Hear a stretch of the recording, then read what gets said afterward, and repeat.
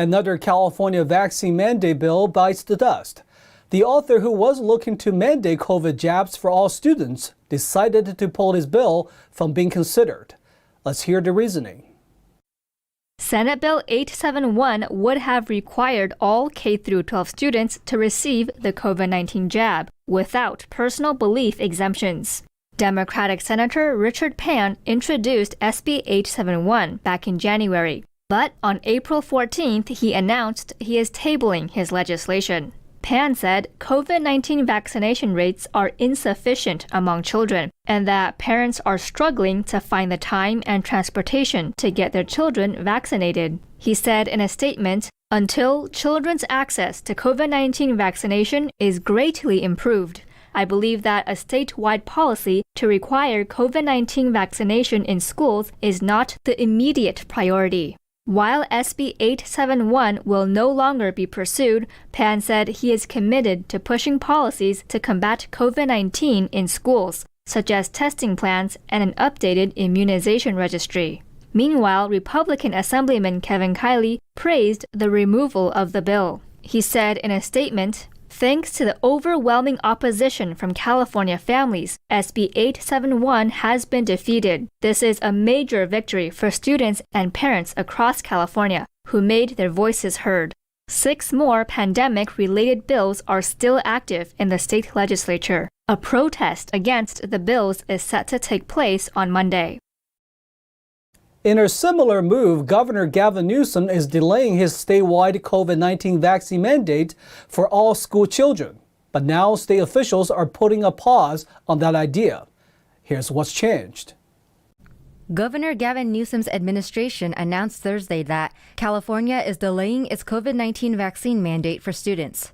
We wouldn't explore and implement any vaccine requirement for school-age children before any sooner than July 2023.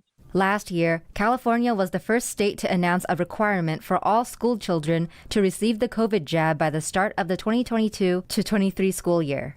At the time, Newsom said he was waiting for the U.S. Food and Drug Administration to give approval to the vaccine for school-aged children.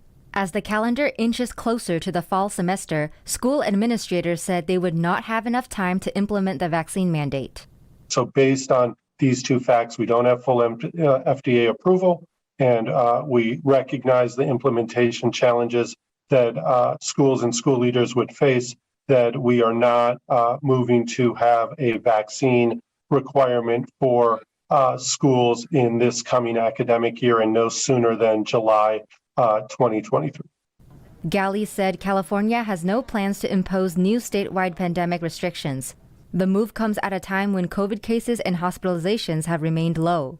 Frankly, we're almost at the lowest number of COVID patients that we've had at any point in the pandemic, nearly as low as last summer, right before the Delta surge. And in the ICUs, I think we are at our lowest level in the pandemic. Meanwhile, the California legislature is considering a handful of bills that would mandate policies related to the pandemic. A protest against the bills is set to take place on Monday. Twitter announced on Friday that it has adopted a poison pill after Elon Musk proposed to buy the company and take it private. It will make it taking over a corporation more difficult. Twitter said Friday that its board of directors has unanimously adopted a poison pill defense after Tesla CEO Elon Musk announced to buy the company. The move would allow existing Twitter shareholders to buy additional shares at a discount. That would dilute Musk's stake in the company and make it harder for him to hold a majority of shareholder votes in favor of the acquisition. Twitter's plan would take effect if Musk's roughly 9% stake grows to 15% or more. Yeah, Elon Musk, this is really a playbook from 1980s corporate raider. That's what he's doing with Twitter. I mean, this is really what I believe is going to be the first step into him ultimately owning Twitter after a soap opera plays out. The poison pill would reduce the likelihood that any one person can gain control of the company without either paying shareholders a premium or giving the board more time to evaluate their offer. Even if it discourages his takeover attempt, Musk could still take over the company by waging a proxy fight, in which shareholders vote to retain or dismiss the company's current directors. Twitter said the plan doesn't prevent the board from engaging with parties or accepting an acquisition proposal if it's in the company's best interests. On Thursday, Musk offered to buy the company for $43 billion, saying the social media platform needs to be transformed as a private company in order to build trust with its users. But because of the freedom of speech issue, and it's become a divisive area that Musk has now inserted himself in, he's trying, as the richest person in the world, to basically own Twitter. $43 billion. He's obviously the only person in the world that can have access to that type of money. Probably about half that will be done in debt. And Twitter, from a corporate defense perspective, the board's back against the wall. Fiduciary responsibility. In the filing, Musk said, "I believe free speech is a societal imperative for a functioning democracy. I now realize the company will neither thrive nor serve this societal imperative in its current form." After Musk announced his stake, Twitter quickly offered him a seat on its board on the condition that he would limit his purchases to no more than 14.9% of the company's outstanding stock. But the company said 5 days later that Musk had declined. A Southern California man pleaded guilty to making a violent threat to a U.S. representative last year. Let's take a look at what happened. I thank the gentleman for yielding because I think someone may be trying to kill me, and if they are successful, I would like my constituents and my family to know who stopped their arrest.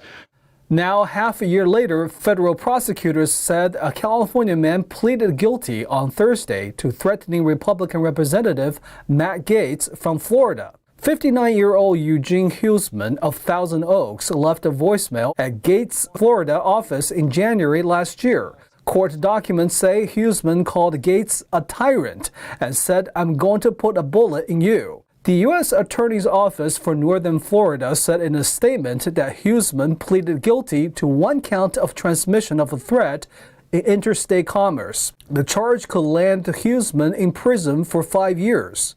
Court documents did not give a reason for his threats. Huseman called on January 9th, 3 days after the January 6th Capitol protest.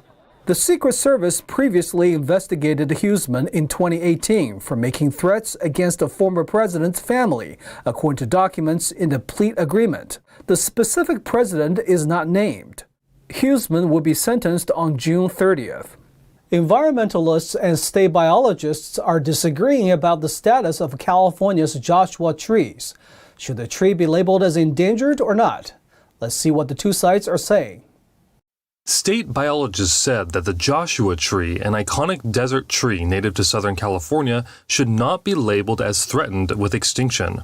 Their comments come in contradiction to environmental groups that say climate change is threatening the desert species. The Los Angeles Times reported that the final decision on the tree's status is up to the Fish and Game Commission.